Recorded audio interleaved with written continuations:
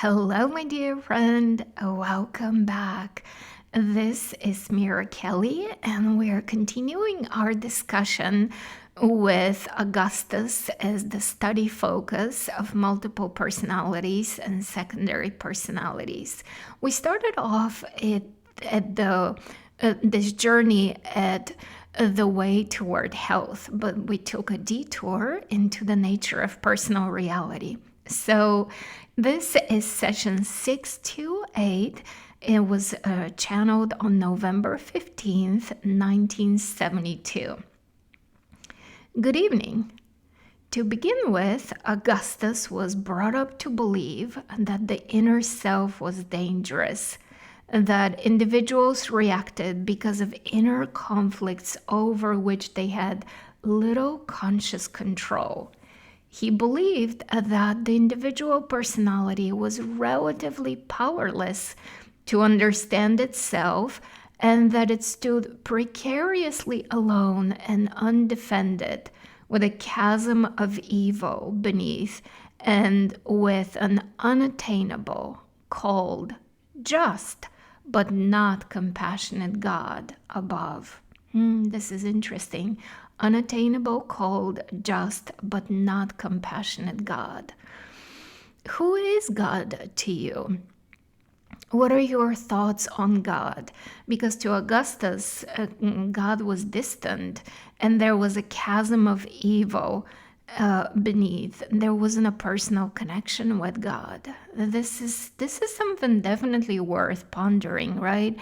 Beyond the question of do you believe in God, who is God to you? What definitions would you give God? And here's back with Seth. He felt bewildered in a world of opposites. Conflicting beliefs were uncritically accepted. The conscious mind will always attempt to make sense out of its beliefs, to form them into patterns in sequences. It will usually organize ideas in as rational a way as possible and dispense with those that seem to contradict the overall system of its beliefs. Augustus had been taught to fear his own thoughts, to avoid self-examination. Oh, this is good. Do you feel this way too, right? Are you afraid of your own thoughts? Are you afraid of examining yourself? Continuing, beliefs or ideas that frightened him were not faced, therefore, but initially shoved into the corners of the conscious mind, where they lay relatively harmless in the beginning. As time went on, the number of unexamined, frightening beliefs began to accumulate. Ideas and beliefs do feed upon themselves. There is within them a built-in impetus towards growth, development, and fulfillment. Over the years, two opposing systems of beliefs build up strongly, vying for Augustus's attention. He believed that he was utterly powerless as an individual, that despite all his efforts, he would come to nothing, go unnoticed. He felt completely unloved. He did not feel worthy of love. At the same time, he let his conscious mind wander, and to compensate, saw himself as all-powerful, contemptuous to his fellow human beings, and able to work greater vengeance upon them for their misunderstanding of him. In this line of beliefs, he was able to do anything, cure mankind's ills if he chose, or withhold such knowledge from the world to punish it. Now, all of these ideas were quite conscious, but he held each group separately. The conscious mind, again, tries to obtain overall integrity and unity, lining up its beliefs into some kind of consistent system.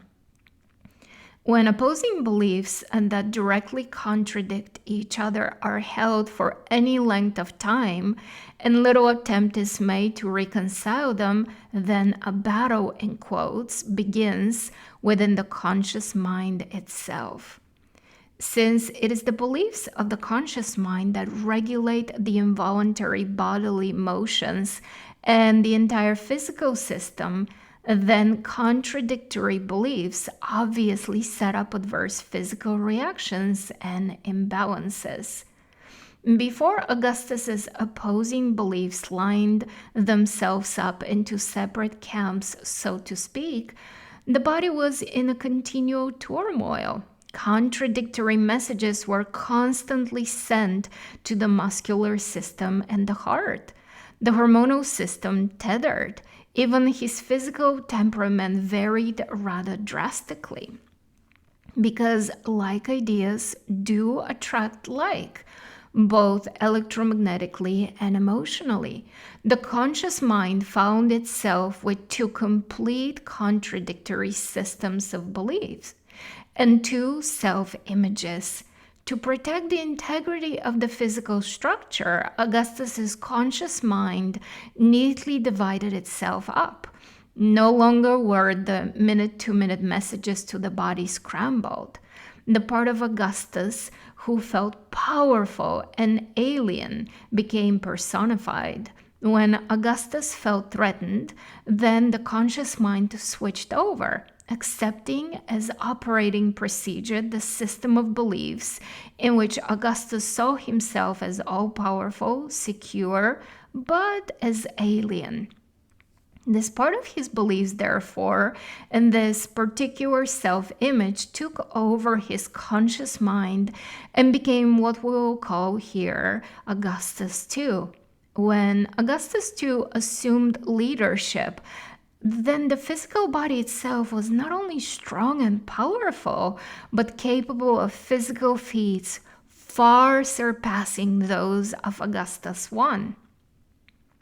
Augustus II, you see, believes that his body is nearly invincible, and following this belief, the body does perform much better. Augustus II believes that he is an alien.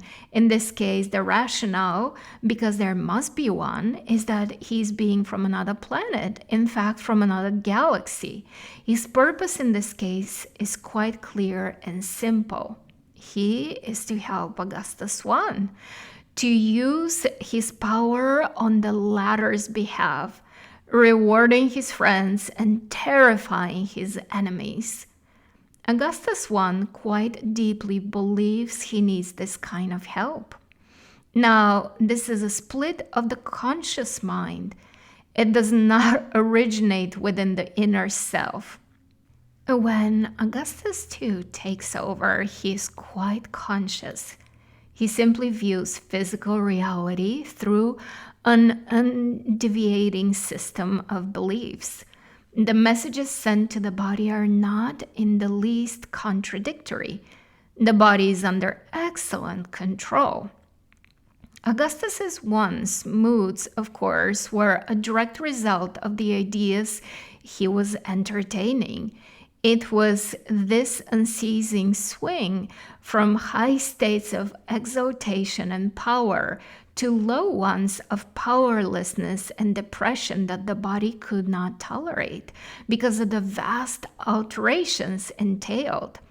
For the greater periods of time, Augustus I predominates, since his ideas of worthlessness in your terms were adopted earlier, and worse, are only reinforced by the contrast between him and Augustus II. Augustus II comes on sometimes for as long as a week at a time. He does, okay, so I got it. So it's actually Augustus I who predominates because he was earlier in time. And then Augustus II comes on sometimes for as long as a week at a time. Got it. Okay, so here's Seth again.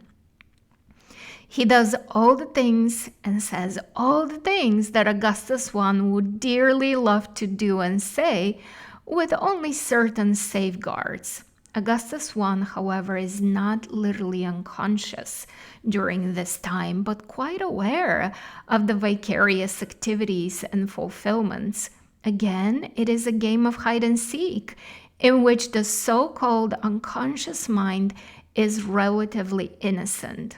Augustus too can therefore rant and rave, lie and cheat, assert himself, show his contempt for his fellows, and absolve Augustus I of any responsibility. Ooh, this is very interesting. Wow. Now, continuing with Seth. There is nothing evil in the nature of Augustus too. In spiritualistic circles, however, he would most certainly be interpreted as an evil spirit or guide. His nature is protective. The basic ideas and beliefs that have been personified into his being, that became his being, were formed to protect Augustus I from the destructive ideas given to him in his childhood, to combat the beliefs in powerlessness and futility. To that degree, they were added onto the original ideas, but still at an early age. So it was far from the child's concept of powerful being that Augustus too sprang.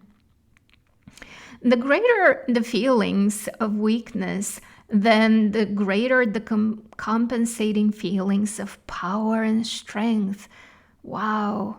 So I wonder if this is the case with every other person who experiences multiple personalities, the swing from black to white, from one extreme to the other, right?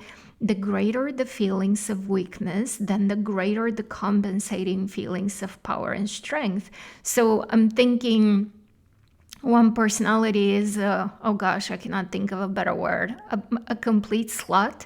And the other personality is a God-fearing, moral, abiding, never looking at man, none. That's the kind of contrast I can think of. What other contrast there could be? And honestly, I wonder if this is the case of all other personality people's experiences with this. Okay, so back to Seth. I'm going to read it again. The greater the feelings of weakness, then the greater the compensating feelings of power and strength, but again, with no attempt at conscious reconciliation. Oh, okay. So in our non-slut example, it's finding the middle of the two. With power and powerlessness, it's finding the middle. So that's the way then, right? That is the solution, to examine the beliefs given as a child, and find a middle ground between the two opposing camps. Now, this is not an easy task, oh Lord. It's not a thing that will happen overnight, right?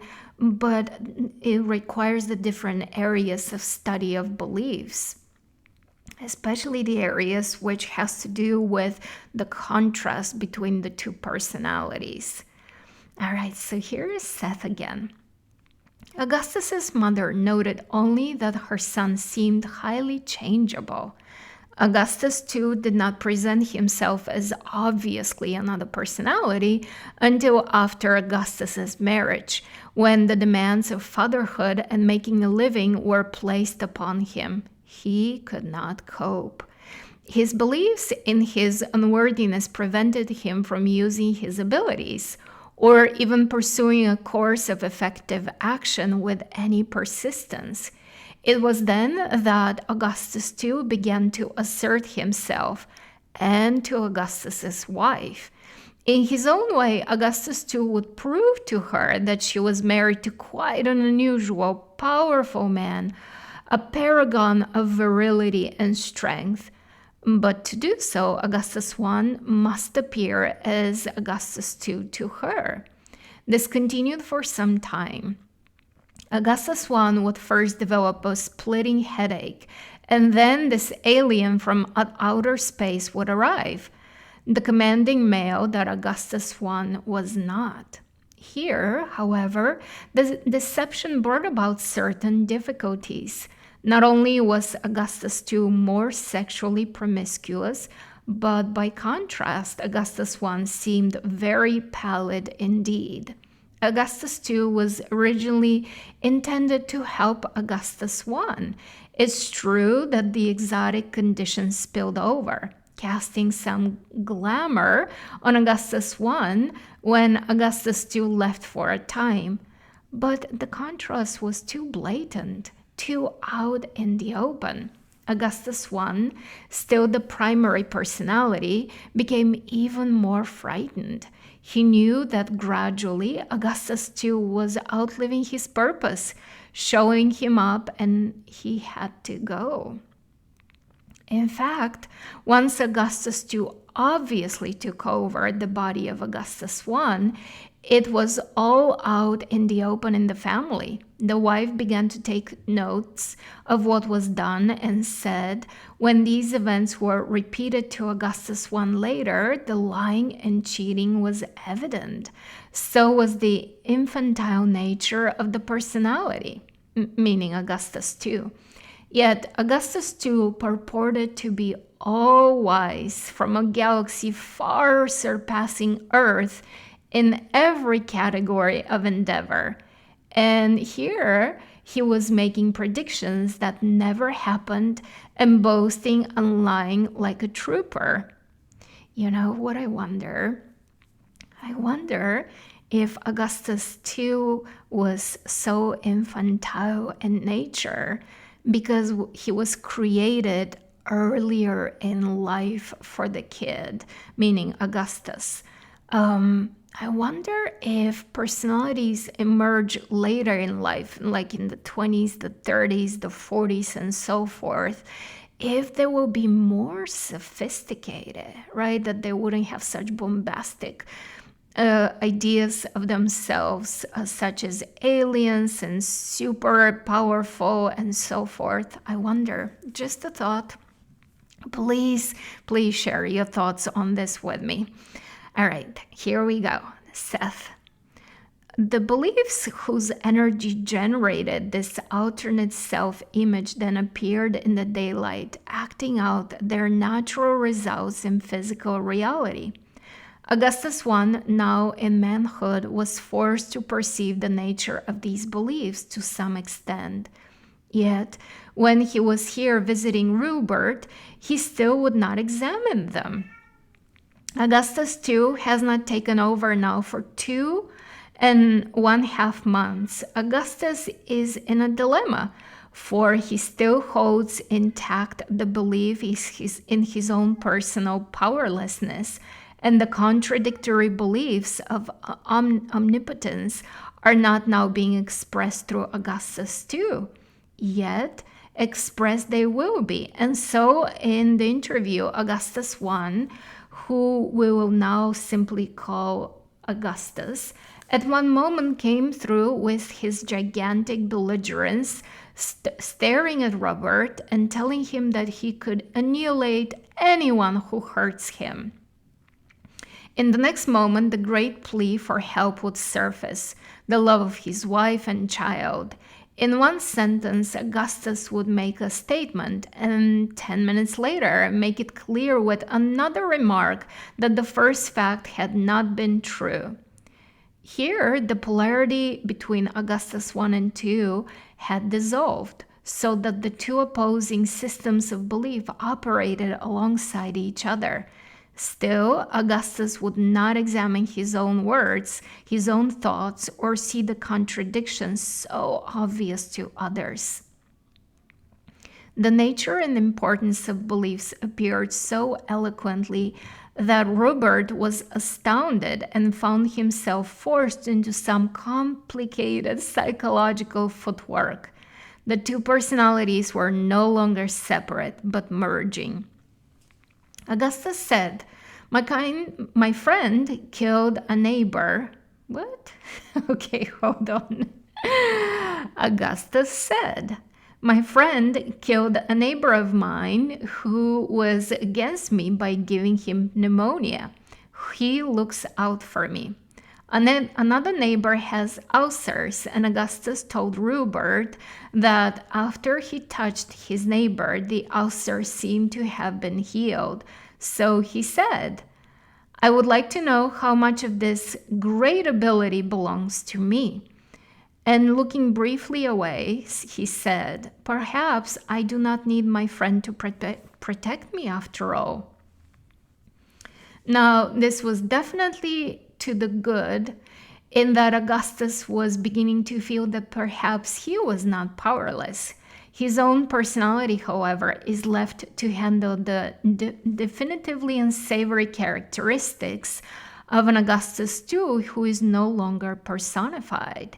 He's left with the question, if I'm so powerful, how is it that I'm so weak and I cannot even support my family? If I'm so great, why cannot I effectively use my energy? For the body of Augustus is once again under the sway of beliefs about himself that are highly contradictory. Before, he was physically powerful when he was Augustus II and weak when he was Augustus I. Now, as Augustus, he's alternatively strong and weak, and the body stresses are apparent.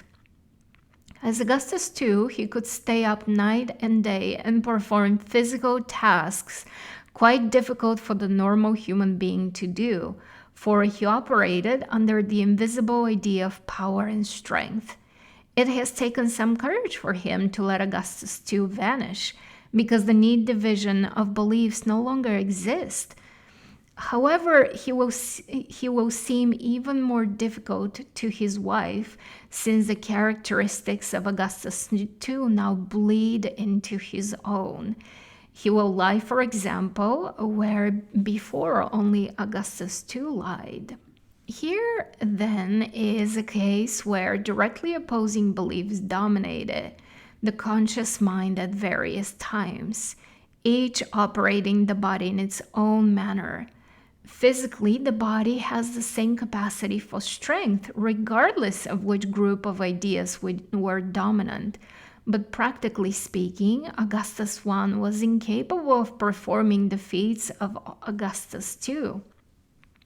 Augustus II once leaped from a second-story window to the ground in anger and without injury, a highly unusual feat. Augustus, however, is so exhausted that he can barely get through a normal day. You had a situation in which an individual, through beliefs, put his power and energy literally beside himself. He could use it only when he switched beliefs completely. It was only because the childlike characteristics of Augustus II finally appeared so blatantly that Augustus II had to be dispensed with. Augustus's wife made the difference, for it was obvious that she did not have the same opinion of this friend that her husband had. Her beliefs then became the new foundation, the one point of change that allowed Augustus to view this alternate self-image with any kind of detachment at all. And so we'll end here for today, but I'm thinking, it was really very interesting for me how obviously we've been saying it all along, beliefs create reality. But I wonder, what are the opposing beliefs you and I hold? Like, for example, earlier we spoke about God. So is God good, or is God sometimes good? Is life serving me, or is life only sometimes serving me? Is money good, or is money somewhat good, right? I wonder what divisions of belief we have in terms of stuff that we experience on a daily basis, but we have opposing beliefs. And worthiness, right? Are we fully worthy, or are we sometimes worthy? In some other place, in some other connection related to safety, Seth says very clearly to Jane Roberts and to her husband, you cannot equivocate. It's either a safe universe or it's not a safe universe. You cannot keep being wishy-washy. Just choose one and go with it. And obviously, he was encouraging them to believe that it's a safe universe. So, are we worthy or sometimes worthy? We cannot equivocate. We gotta pick one and stick with it. And so, of course, obviously, you should feel that you're fully worthy. So, I will come up with a process for us to work through this split in beliefs. But here's what's so interesting. We first got to decide what is the area we should work on. So, what ideas do you have?